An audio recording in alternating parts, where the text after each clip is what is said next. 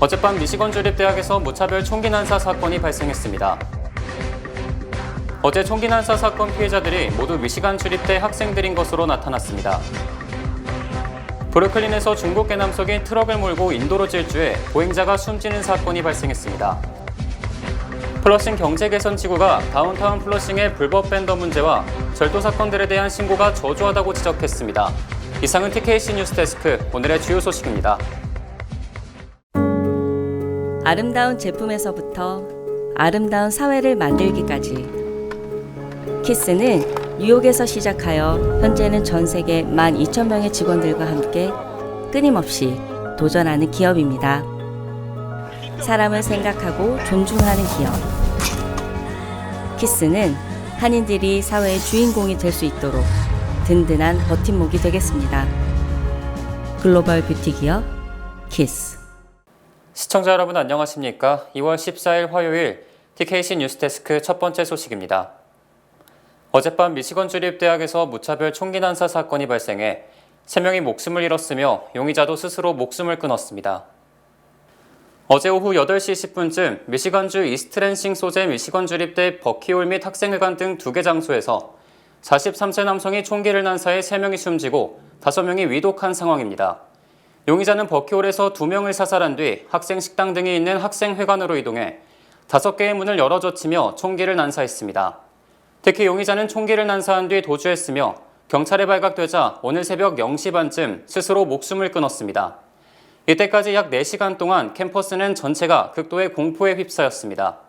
사건이 발생하자 학교 경찰은 전 교직원과 학생들에게 건물 문을 잠그고 밖에 나오지 말라고 주의를 당부했고 밤 11시쯤 기자회견을 통해 3명이 숨지고 5명이 부상당했음을 알렸습니다.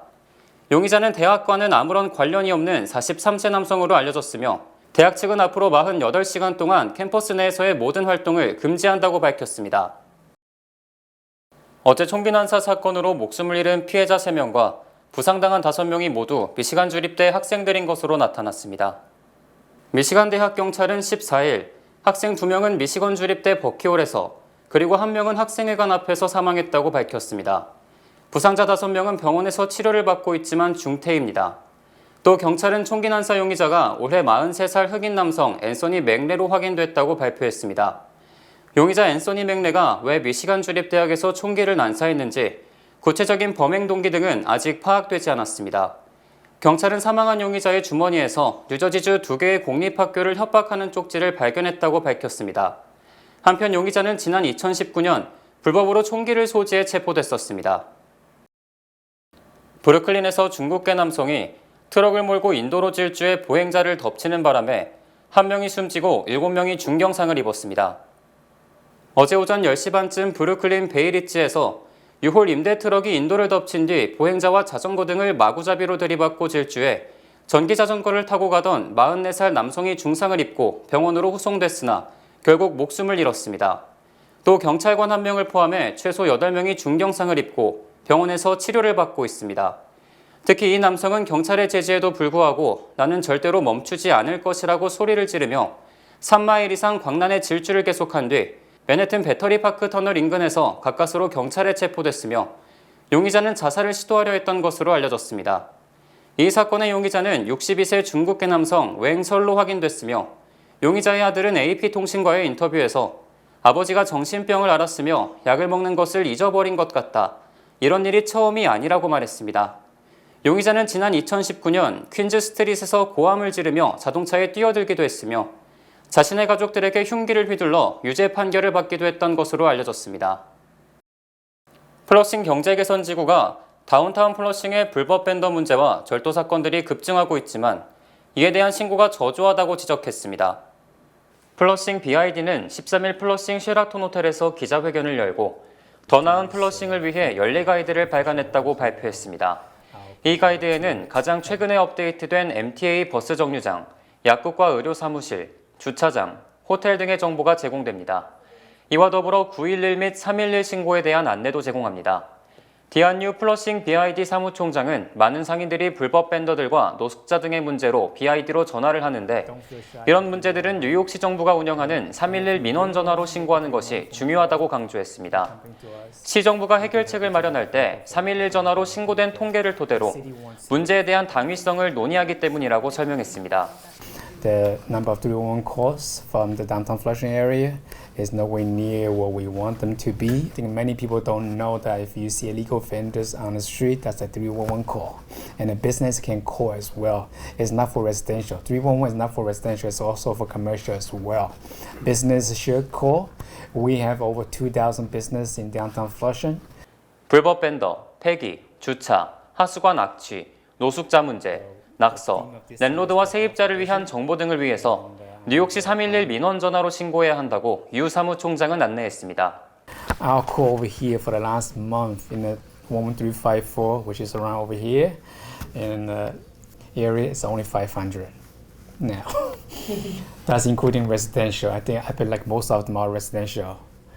So that's not enough. When the city looks at that number, they're just gonna say like, well, you guys are fine, right? Because you have 500 phone call and that is something like we're looking to address over here and we're looking to change.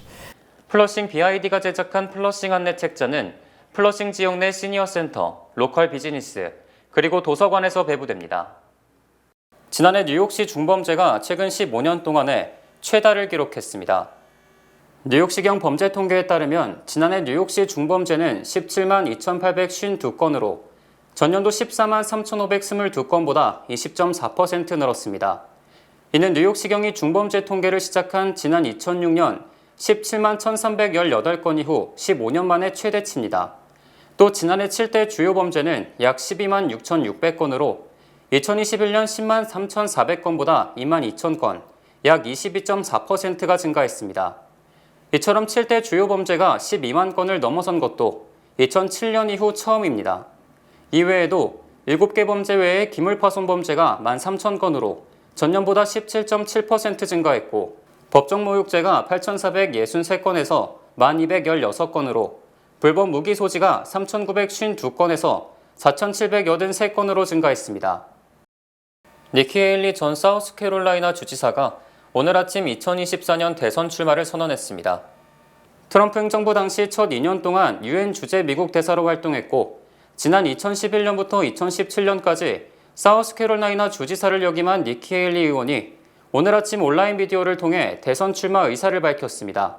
비디오에서 헤일리는 워싱턴의 기득권층이 우리를 계속해서 실패시켰다. 이제는 새로운 세대의 리더십이 들어설 때라고 강조했습니다. 헤일리 전 주지사는 오늘 밝힌 영상에 이어 내일 사우스캐롤라이나 찰스턴에서 연설을 통해 자신의 대선 출마 계획을 직접 발표할 예정입니다. 이번 헤일리 전 주지사의 대선 출마 선언은 2024년 대선에서 트럼프 전 대통령에게 도전하지 않을 것이라고 밝혔던 2년 전 발언을 뒤엎은 것입니다. 현재 공화당에서는 트럼프 전 대통령과 헤일리 전 주지사 2명만이 출마 선언을 한 상태입니다. 다음 소식입니다. 재외동포청 설립을 위한 정부조직법 개정안이 빠르면 이달 내 임시국회에서 처리될 가능성이 크지만 이재명 더불어민주당 대표에 대한 구속영장이 청구되면 이달 내 처리는 무산될 것으로 보입니다. 주호영 국민의힘 원내대표는 논란이 극심한 여성가족부 폐지를 제외하고 외교부 산하 재외동포청 신설, 국가보훈처의 국가보훈부 격상 등에 대해서만 정부조직법 개편을 추진할 수 있다고 밝혔습니다. 또 야당과 2월 중 합의가 가능한 부분은 가급적 2월에 처리하는 것으로 의견을 모아가고 있다고 밝혀 2월 임시국회에서 재외동포청 설립 등이 가결될 수 있음을 시사했습니다. 특히 더불어민주당도 재외동포청 신설과 국가보훈처의 보훈부 격상에 이견이 없는 것으로 알려지면서 긍정적 분위기가 조성되고 있습니다. 하지만 검찰이 대장동 재개발 등과 관련해 이재명 더불어민주당 대표에 대한 구속영장을 청구할 것으로 알려져 만약 영장을 청구하면 민주당 측이 모든 국회 일정을 거부할 것이 확실시돼 이달 중 처리는 불가능하게 됩니다. 지난해 롱아일랜드 레일로드 이용 승객이 전년보다 1.5배 급증한 것으로 집계됐습니다. 메트로폴리탄 교통공사는 지난해 롱아일랜드 레일로드 이용 승객이 5,250만 명으로 2021년 3,500만 명보다 1,750만 명, 50%가 급증했다고 밝혔습니다.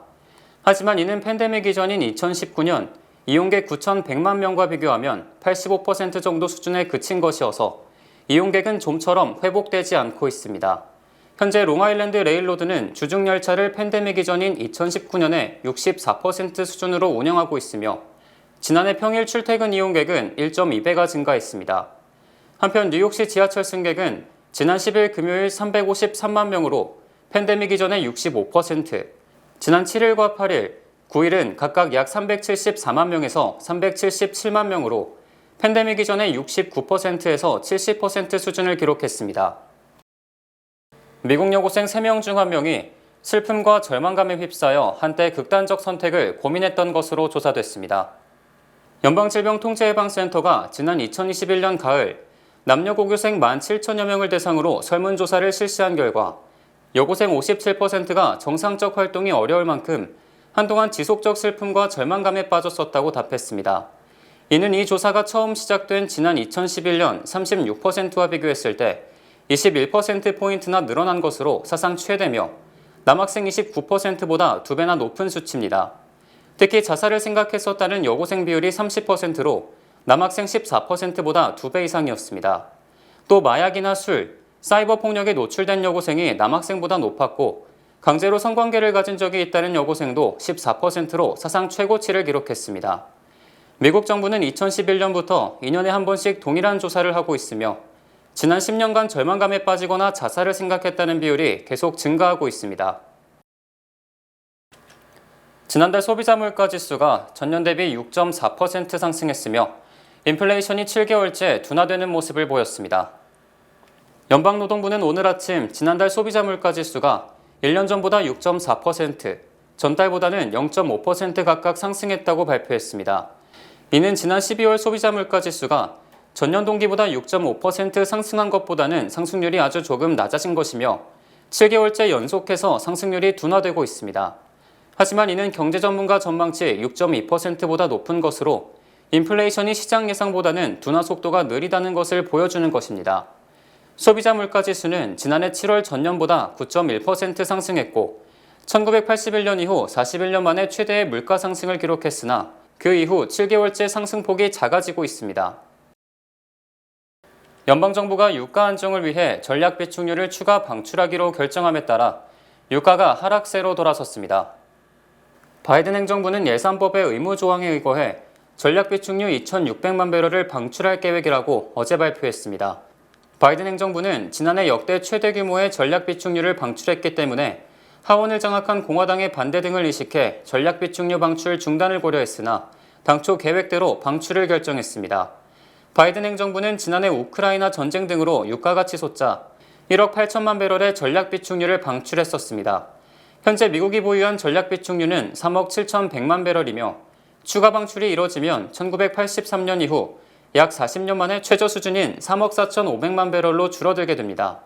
이처럼 바이든 행정부가 전략 비축률 추가 방출을 발표하자 브렌트유, 서부 텍사스산 원유 등의 가격이 일제히 하락했습니다. 지난해 4분기 예상치를 밑도는 실적을 기록한 미국 기업들이 1분기에도 실적이 부진해 2분기 이상 이익이 줄어드는 실적 불황에 빠질 것이라는 우려가 제기됐습니다. 경제 전문 애널리스트들은 스탠더드 앤 푸어스 500 지수 기업의 순이익이 1분기에 전년 동기 대비 3.7%, 2분기에 3.1% 각각 줄어들 것이라고 전망했다고 로이터 통신이 보도했습니다. 금융정보업체 레피니티브는 S&P 500 기업 중 지금까지 4분기 실적을 발표한 344개 기업의 순이익이 2.8% 감소한 것으로 추산했습니다. 이에 따라 이들 기업의 이익이 만약 올해 1분기에도 줄어들게 되면 코로나19 당시인 2020년 이후 처음으로 2분기 이상의 실적 감소를 의미하는 실적 불황에 빠지게 된다고 분석했습니다. 지난해 4분기 애플은 매출이 1년 전보다 5%, 순이익은 13% 줄었고 구글의 모회사 알파벳도 4분기 매출이 1년 전보다 증가했지만 시장 전망치를 밑돌았습니다.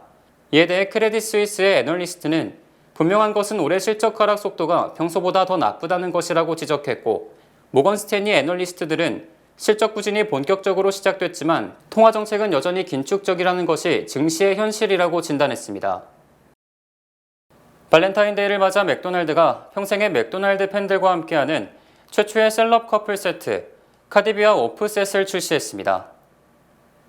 맥도날드가 사랑의 날인 발렌타인데이를 맞아 사랑하는 사람 또는 썸녀, 썸남, 절친 또는 그 중간 어딘가에 있는 특별한 사람과 나누기에 완벽한 세트 메뉴를 선보였습니다. 오늘부터 팬들은 전국의 참여 매장에서 카디비 앤 오프 샌미를 주문할 수 있습니다.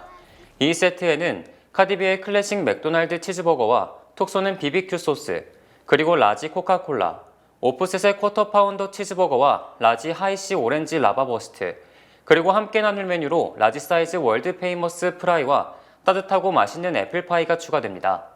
카디비 앤 오프셋 세트 메뉴는 연예인 시즌에서 영감을 얻은 재미있는 패키지에 담겨 판매되며 특별한 누군가에게 함께 맥도날드를 먹어달라고 물어볼 수 있는 레트로 감성의 발렌타인데이 카드가 포함되어 있습니다.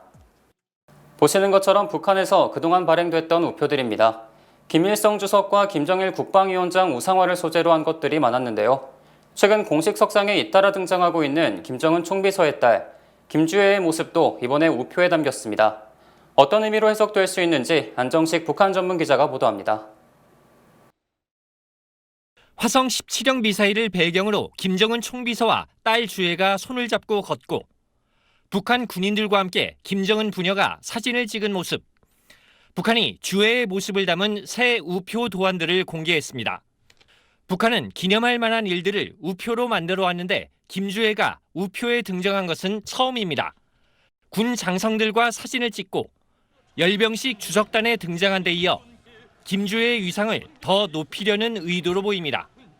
통일부는 오늘 열병식장 뒤편에 서 있던 여성이 김여정이 맞다고 확인하면서도 현 단계에서 평가할 내용은 없다며 신중한 반응을 보였습니다. 하지만 이번 일을 권력을 자녀에게 물려주겠다는 김정은 부부의 의지가 실린 것으로 봐야 한다는 전문가 분석도 나왔습니다. 자기 자식들에 대한 그런 강조라고 봅니다, 저는. 그래서 김정은 다음에는 김정은 자식으로 내려간다. 아직까지 자식들이 어린 상태에서 김정은에게 변고가 있다든지 뭐 김여정의 권력이 계속해서 강해진다든지 그러면 이설주가 가장 불안감을 느낄 수밖에 없고 이설주의 영향력이 분명히 있었다고 생각하고 김여정의 권력이 너무 커진 것이 김정은에게 부담이 됐다는 의견도 있습니다. 북한에서 이미 김여정을 견제할 수 있는 사람이 없는 거죠. 김정은 빼고는. 김여정에 대한 견제가 많이 작용하지 않나 그런 생각이 듭니다. 김여정 역할에 당장 큰 변화는 없어 보입니다. 조카의 부상과 견제 움직임 속에 김여정이 앞으로 어떻게 대처해 나갈지 북한 권력 변동에 중요한 변수가 등장했습니다. SBS 안정식입니다. 주요 단신 전해드립니다. 트럼프 전 대통령의 2020년 대선 개입 여부를 수사 중인 조지아주 풀턴 카운티 검찰이 16일 수사 결과 일부를 공개하고 조만간 일부 혐의자를 기소할 것으로 알려졌습니다. 대중국 전략을 수립하기 위해 구성된 하원 미중전략특별위원회가 다음 달 대만과 일본, 동남아시아 국가에 대표단을 보낼 것으로 알려져 중국의 반발이 예상됩니다. 지난달 말 롱아일랜드 해변에 이어 어제 오전 뉴저지주 포인트 플레전트시 해변에서도 대형 고래가 숨진 채 발견됐으며 이는 지난해 12월 5일 이후 2달 새 뉴욕 주민 뉴저지주 해변에서 9번째 숨진 고래가 발견된 것입니다. 아시아나 항공이 오늘 5월 10일부터 9월 30일까지 뉴욕 인천 노선에 주 3회 야간편을 운행할 계획입니다. 지난해 12월 18일 하와이를 출발 샌프란시스코로 향하던 유나이티드 항공 여객기가 이륙 1분여 만에 2200피트 상공에서 775피트로 약 1400피트나 하강, 추락할 뻔했던 것으로 뒤늦게 드러났습니다.